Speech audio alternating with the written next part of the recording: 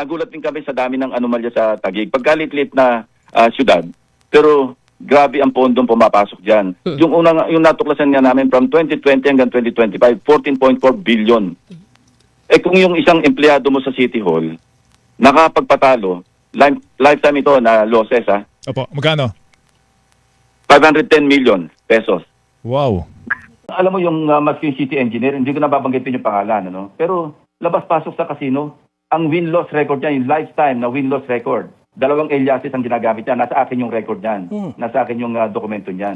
Will this be... Ang lifetime win-loss record, yung panalo sa katalo, kung susumahin mo, nasa mga almost 500 million pesos. So kung city engineer, gano'n ang gawi, hindi ko alam kung tolerated niya ito o hindi. Pero yan, nasa record din yan. Senator, dun po sa sinasabi niyong flow at paper trail na inyong tinutunton, ang end ba ng paper trail noong pera ay nandun kay Senator Alan Cayetano? Hindi mo na ako magko-comment.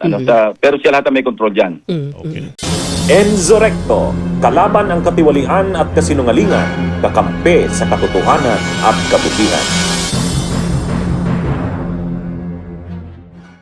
Nailagay po ninyo doon sa inyong X account, Ceasefire My Foot. Ano ba ang basis kung bakit nyo po ito nilagay? Kasi tinatanggi na ho ni Senator Alan Cayetano na siya daw po'y humingi ng ceasefire. Yan na nga ang tanong ko sa aking mga kasamahan. Nung nag-caucus kami last Wednesday, after ng aming session. Kasi after ng session, may caucus kami, may fellowship kami mga majority. So, na-bring up yan na merong sinabi na kung pwedeng ceasefire muna, magtrabaho na lang. Ang unang tanong ko nga may sincerity ba? Yun ang unang tanong ko na hindi rin lang masagot. So ito na nga yung lumalabas. Nasaan yung sinceridad kung nag-offer ka ng ceasefire, pagkatapos sa unang pagkakataon, pinagkakatanggi-tanggi mo. Yun na nga yung tanong ko sa kanila And I'd rather believe yung mga kasama ko sa majority than kung sino yung tumatanggi. Dahil alam mo, nagsimula ito Wednesday last week pa, na after nung aming impeachment trial. Remember, wala pa kaming session noon After ng impeachment trial, inisa-isa niya, inikutan niya na yung aking ilang, hindi ko na babanggitin ang mga pangalan dahil wala akong permiso para banggitin. Pero at least 5 of my colleagues in the majority, inikutan niyang isa-isa at nakikiusap siya. Kung pwedeng tigil na muna, parang ganon. Walang, in so many words, ceasefire.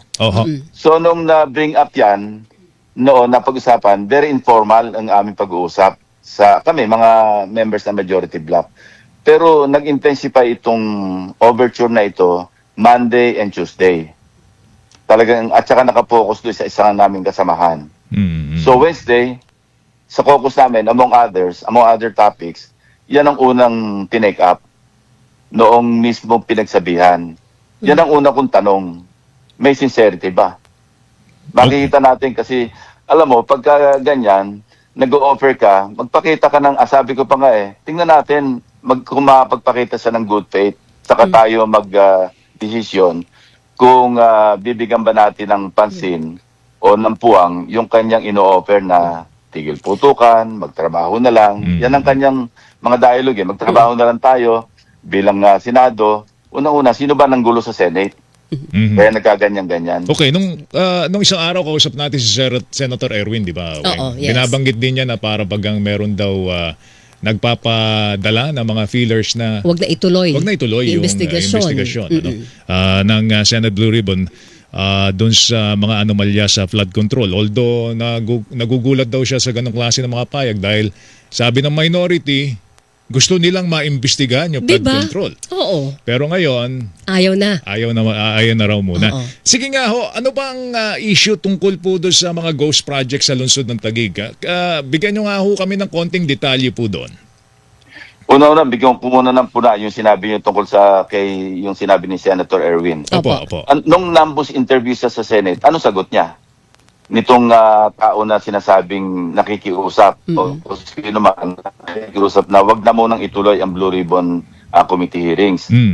Tinanong siya Alam mo sagot niya? Do you believe them? Okay. Nasaan yung sincerity? Nagulat din kami sa dami ng anomalya sa Taguig. Pagkalit-lit na syudad, pero grabe ang pondong pumapasok dyan. Yung natuklasan nga namin from 2020 hanggang 2025, 14.4 billion. Kung yung isang empleyado mo sa City Hall, nakapagpatalo, lifetime ito na losses, Opo, magkano? 510 million pesos. Wow. Ordinary yung ano to, official din sa Taguig City. Opo. No? Record din ito na 500, sabihin na nating over a period of, kasi from 2014 hanggang 2026, ito yung record niya na net loss. Ibig sabihin, hindi pa kabilang dito yung panalo mo. Yung talagang net loss niya na 510 million pesos, hindi pa nakakagimbal. Kung ang isang empleyado ng City Hall sa loob ng 14 na taon magpapatalo o nakapagpatalo ng 510, paano pa yung principal? Alam mo yung maski yung city engineer, hindi ko nababanggitin yung pangalan, ano? Pero labas-pasok sa casino, ang win-loss record niya, yung lifetime na win-loss record. 2 aliases ang ginagamit niya. Nasa akin yung record niyan. Nasa akin yung dokumento niyan. Will this be... Ang lifetime win-loss record, yung panalo sa katalo, kung susumahin mo, nasa mga almost 500 million pesos. So kung city engineer, gano'n ang gawi, hindi ko alam kung tolerated niya ito o hindi. Pero yan, nasa record din yan. Oh my. Alam mo, hanggang yon sinusundan pa rin namin yung money trail. Kasi alam mo yung lecture, meron siyang lecture dyan na reclamation pero wala siyang kinukuhang permit. Sa PRA, walang permit. Tinatambakan niya kasi nung sinisimulan yung BGC, lahat ng hinukay doon, kasi full development yung BGC, di ba? Taguig yun Walang lalabas na mga filling materials, yung hinukay ng mga lupa doon, kundi papunta doon sa kanyang tinatambakan na nireclaim. At ang aming lately, yung aming information, mukhang ina-attempt niya o nakapagtitulo na siya. Kung paano yung hocus-pocus, hindi ko alam. Pero susundan namin yon.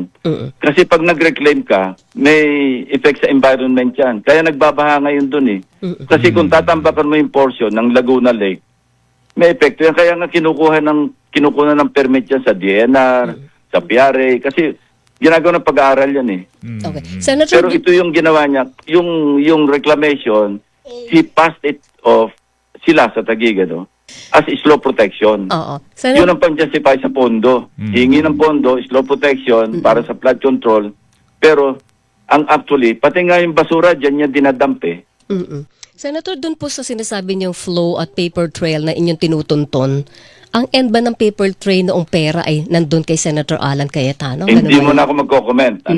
Pero siya lahat ang may control dyan. Okay. O sige ho, abangan namin yung Basta development. sa ngayon, walang ceasefire. Tuloy-tuloy ito, Senator. Ganun yon. Wala, naandyan kasi pag hininto ko ito, ano to, parang nag-negotiate ka lang. Kasi he crossed the line. Sinasabi ko nga ito, alam mo, ang tagal namin kasama, alam mo 2007 yung first run niya sa Senate, malaki na tulong ko sa kanya kasi noon talagang under under pressure siya kasi pinalabanan pa siya nga noong administration noon ng kapangalan niya may nuisance candidate. Naawa ako sa kanya noon kasi yung nasa house siya, kami magkakakampi kasi kami para nasa opposition at that time. Against, sabihin natin, against PGMA.